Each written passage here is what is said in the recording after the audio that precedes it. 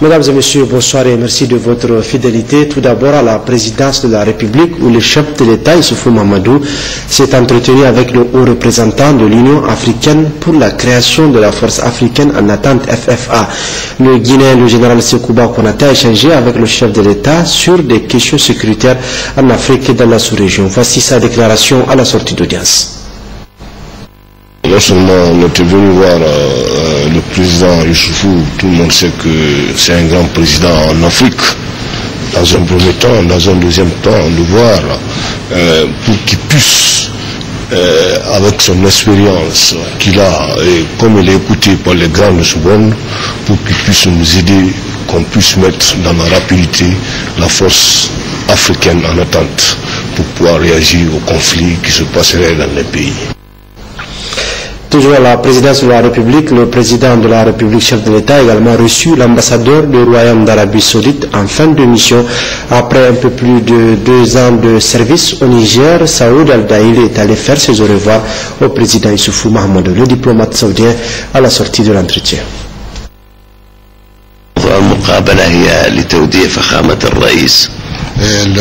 L'audience est axée sur les préparatifs de mon départ définitif du Niger.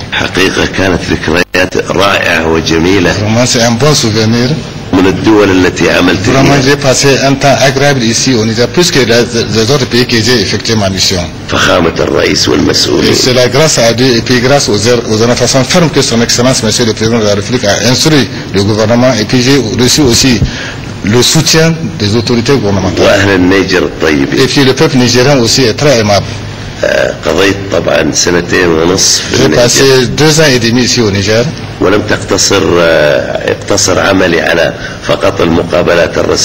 puis ma mission ne s'est pas seulement limitée aux audiences officielles.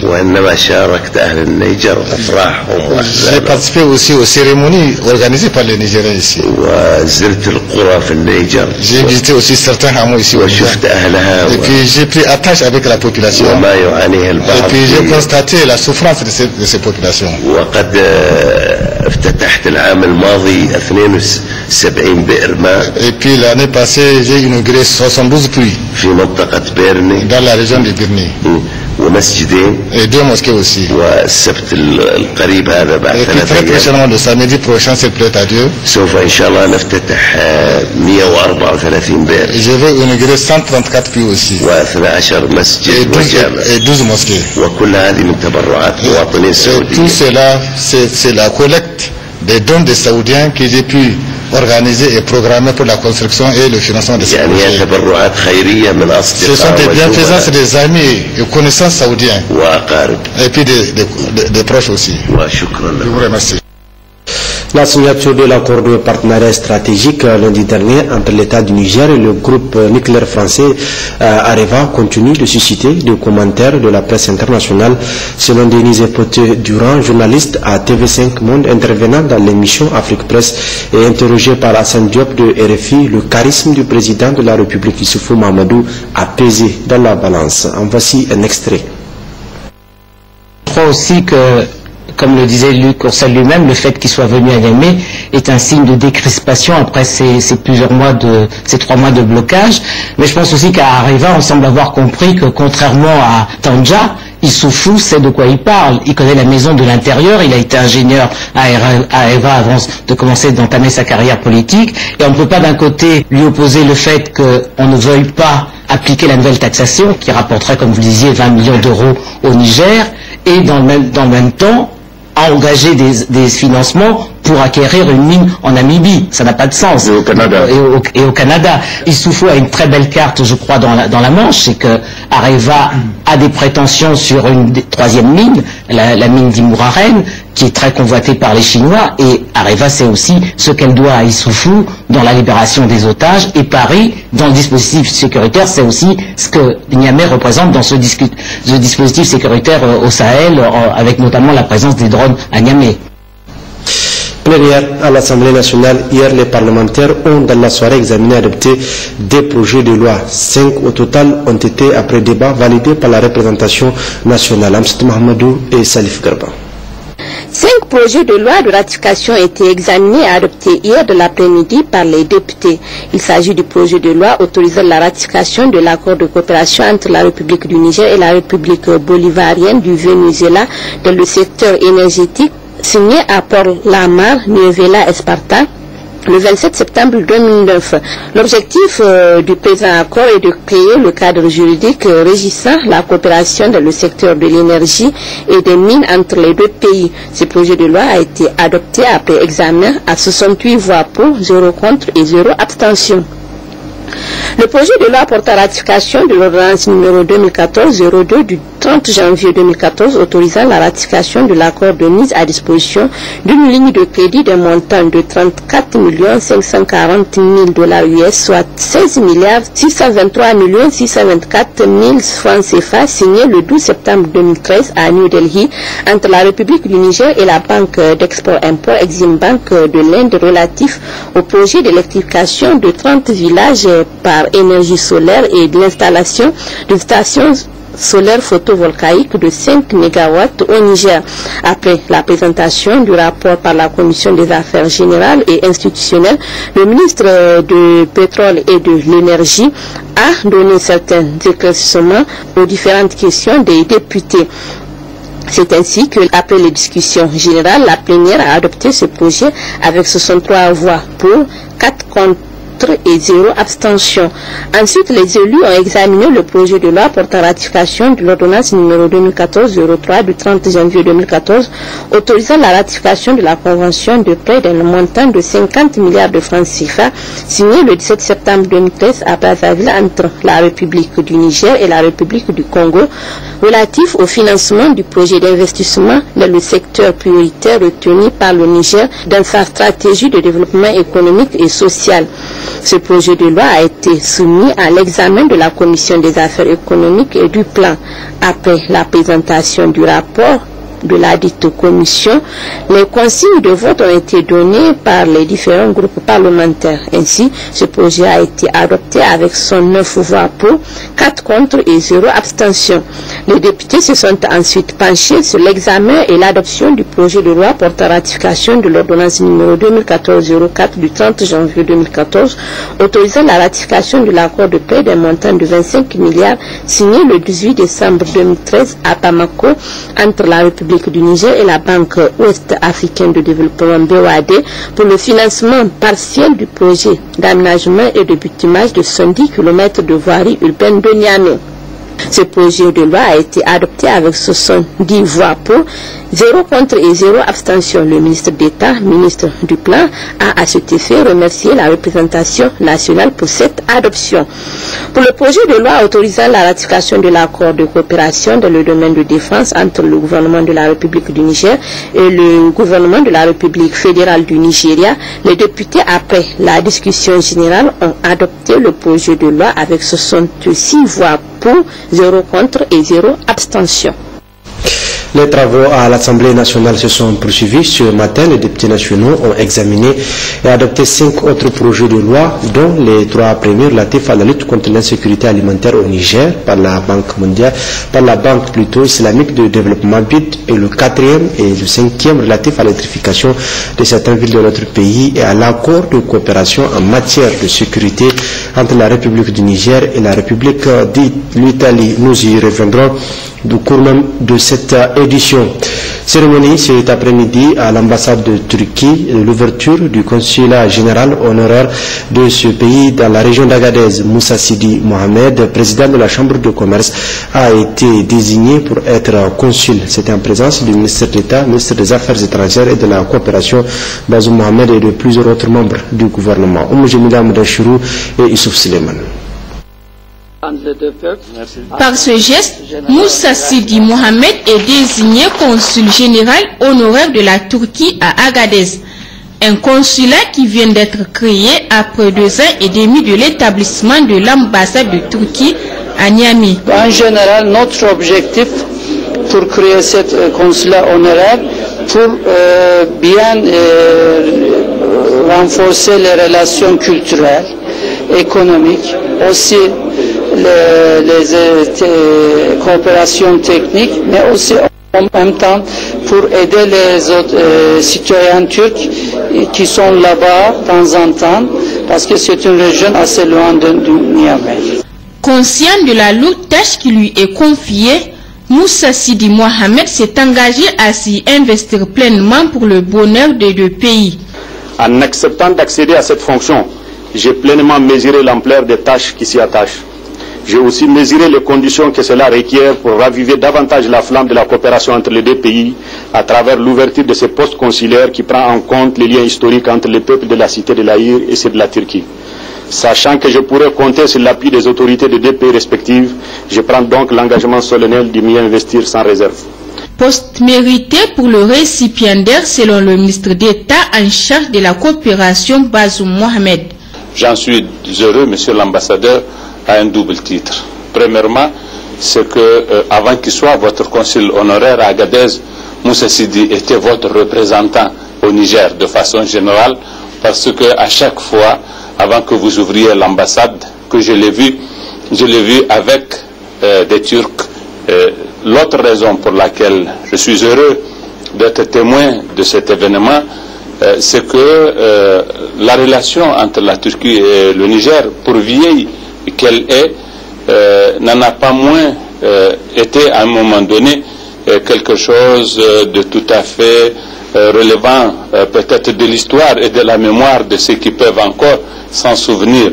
La vérité, c'est qu'elle a connu ces dernières années une très forte intensité. Protéger, développer et contribuer à la promotion des intérêts de la République de Turquie sont entre autres les missions de ce nouveau consulat. Le ministre de la Justice, garde sceaux, porte-parole du gouvernement, a entamé depuis hier une mission de travail dans la région d'Agadez. Aussitôt arrivé dans la capitale de l'Aïr, Marou Amadou et sa délégation se sont rendus à Arlit en vue de s'inquérir des dispositions prises par les autorités pour faire face au phénomène de la migration de femmes et enfants en direction des pays voisins du Nord. Nassur Mefarkale, Hashim Mohamed. Accueilli d'abord à l'aéroport international Mano Dayak d'Agadez par le gouverneur de la région d'Agadez, le colonel-major Garba Mikidou, Amadou devait effectuer, peu après en compagnie du préfet d'Arlit, Alat Nougaskia, des visites au niveau de la maison d'arrêt d'Arlit d'abord, qui a constitué la première étape. Il s'agit d'une ancienne maison de jeunes de la Samaria transformée en prison civile en 1985, entièrement construite en Banco. Le ministre et les membres de sa délégation ont écouté attentivement les doléances avant de livrer les réponses aux différents cas posés. La mission s'est intéressée aussi au bloc réservé aux femmes détenues pour cause de traite. Elles sont une quinzaine à peu près. Coupables ou complices avérés de la traite des personnes exclusivement constituées de femmes et des enfants. Cette question qui a beaucoup braqué les projecteurs de l'actualité ces derniers mois sur la région d'Agadez, où transitent des femmes et des enfants en provenance du département de Kanché et région des Inter. La preuve a été donnée au ministre de sa délégation en se rendant au commissariat d'Arlit où il a trouvé 18 femmes et 39 enfants dont l'âge varie entre 6 mois et 10 ans.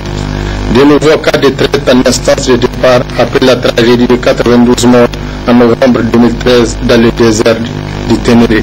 Le ministre de la Justice n'a pas manqué de poser lui-même des questions aux femmes candidates à cette mésaventure sans lendemain. À quelques centaines de mètres du commissariat d'Arlit, notre centre d'accueil a été ouvert. La délégation a trouvé 26 femmes et 48 enfants dans les mêmes dispositions de départ.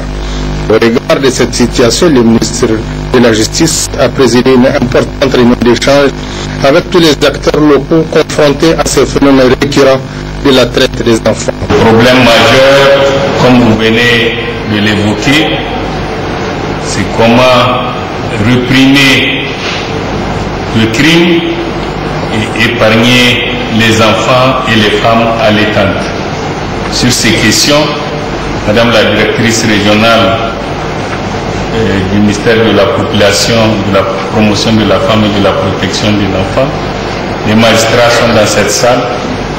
Ils ne peuvent pas faire étalage de ce qu'il y a dans leur dossier, c'est évident, mais ça fait pleurer. Il est difficile de trancher facilement dans cette affaire. Ces gens qui apparaissent comme des victimes à nos yeux, notamment les femmes, ne le sont pas forcément. Ça donne à des infractions graves qui, comme vous l'avez si bien dit, n'honorent ni notre pays, ni tout simplement leur dignité de femmes et d'hommes. Inauguration ce matin à Bongola, située dans le département de Kolo, région de Tillabéri, de 4 salles de classe par une ONG turque basée en Allemagne à travers la fondation Tattali Iyali, présidée par la première dame Dr Malika Issoufou. Des précisions avec Kadiatou Zada et Hamidou Abdullahi. Hélène Imnot, cette ONG turque basée en Allemagne à travers la fondation Tattali Iyali de la première dame Dr Malika Issoufou, a inauguré ce matin à Bongola 4 salles de classe, dont 2 pour les filles et 2 pour les garçons.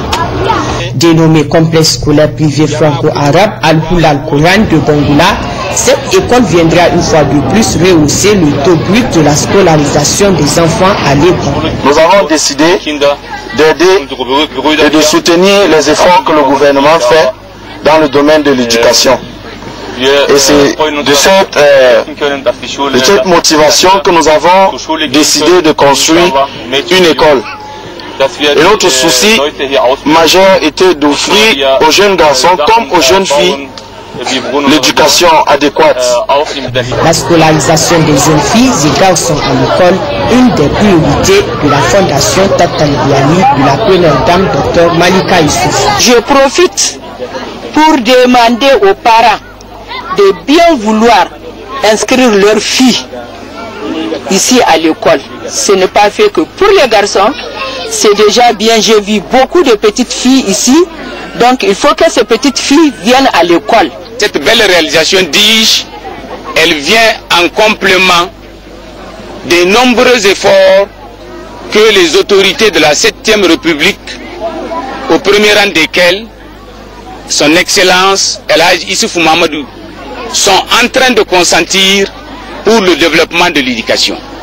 La délégation de la fondation Tattali Iyali, conduite par la vice-présidente Mme Ben Wahab Aïchatou, a rendu une visite de courtoisie au chef de Bongola et profité de la même occasion pour le remercier du terrain qu'il a mis à la disposition de l'ONG turque à travers la fondation Tattali Iyali pour la construction des salles de classe. Il faut préciser que 8 hectares ont été également mis à la disposition de cette fondation pour la construction d'un hôpital, toujours à Bongola, par le petit frère du chèque, une requête de la population de Bongola à l'endroit de la fondation Tattali Iyali du Dr Malika Issoufou. Remise de dons également ce matin par la fondation Tattali Iyali en collaboration avec le complexe privé Lumière Vive à l'endroit de l'orphelinat Aliyatama de Niamey. Une remise de dons présidée par la vice-présidente de cette fondation. On retrouve Kadidiatou Zada et Hamidou Abdullahi.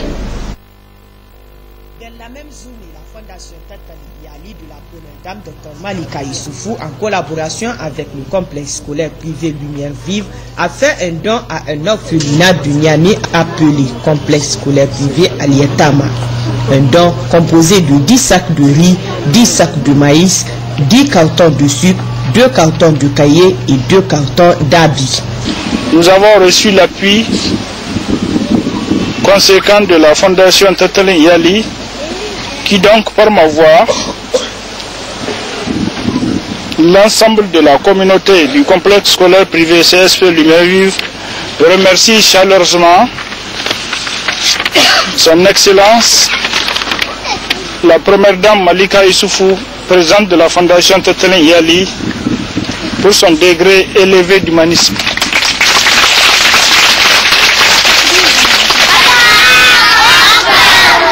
De ce fait, nous encourageons la fondation dans ses efforts en faveur des ménages et des enfants nigériens en difficulté.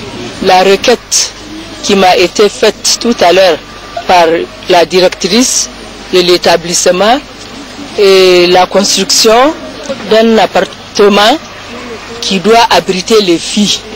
Parce qu'actuellement, elle m'a fait savoir que les filles sont en dehors, elles n'ont pas donc d'internat. Elles vont le soir coucher dans des familles d'accueil et elles reviennent le matin pour apprendre. Le secrétaire général de l'ONG Aliyatama a remercié les généreux donateurs pour ce geste combien louable. Nous vous tenons à vous remercier pour ce geste qui nous va droit au cœur. Le centre orphelinat Yatama regroupe 96 enfants, dont 28 filles qui sont recrutées à Niamey, exclusivement à Niamey. Les garçons sont venus de toutes les régions. Ça fait 3 ans que nous procédons à des recrutements et ces garçons viennent de tous les départements du Niger. Donc nous avons voulu que cet orphelinat soit nigérien. Ces actions louables de la Fondation Tatali Iyali de la première dame Dr Lamka Issoufou démontrent son véritable engagement à l'épanouissement des enfants nigériens. La Chambre de commerce, d'industrie et d'artisanat du Niger, en collaboration avec la Direction générale des impôts et le cabinet KMC, a organisé ce matin à Niamey un atelier de sensibilisation sur les réformes Siskoa et OHADA, un atelier de 2 jours à l'intention des opérateurs économiques du Niger. Jocelyne Amoussou et Youssouf Suleiman.